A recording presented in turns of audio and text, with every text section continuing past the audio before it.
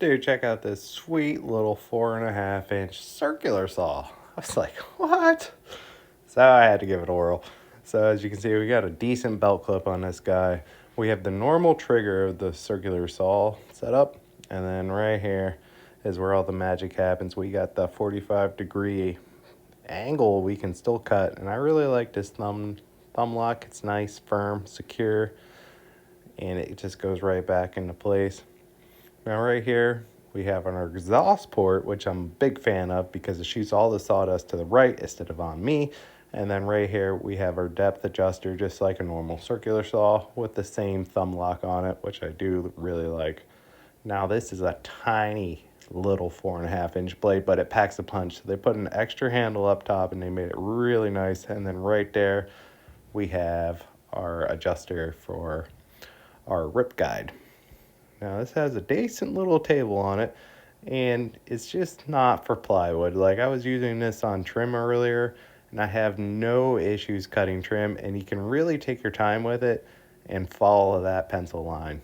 And it's just really easy to move around and operate with one hand.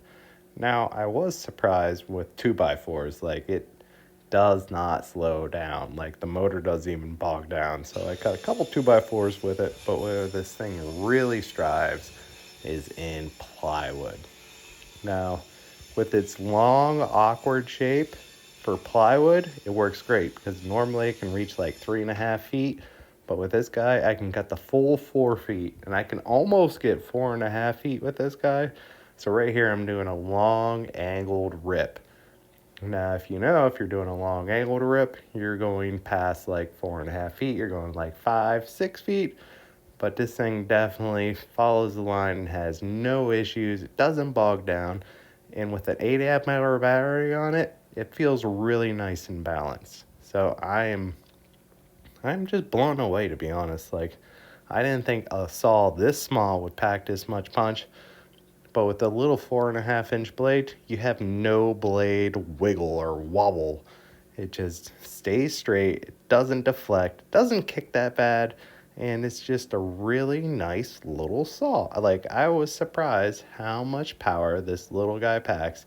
And it's so easy to see what the blade's doing, and you don't have to worry about being off on your mark. And the other thing I found with the rip guide, this thing just chews through a door like no issue. It just mows right through it, and it's one of our straightest cuts. And I'm just really blown away by this little saw, and I highly recommend it.